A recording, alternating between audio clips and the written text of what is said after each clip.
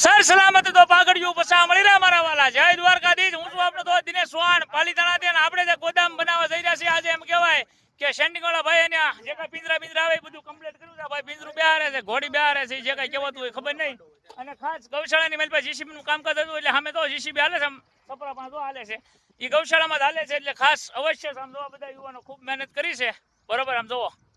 અને ખાસ મારા પ્રેમસની મિત્ર જૂના મિત્રો એમ કહેવાય સેવાના કાર્યની મેલ પર રાત દિવસ મહેનત કરતા નહીં માતા ગમારા હાર્યા છે ઓ ભાઈ દ્વારકા વાળો હવને જાદુ દે જીવનમાં ખૂબ પ્રગતિ કરે અને પ્રગતિના શિખરોને પાર કરે એવી હૃદયના ભાવથી શુભકામના પાઠવું છું ફરી પાછો કહું છું જે થાય એ મદદ કરજો મારા વાલા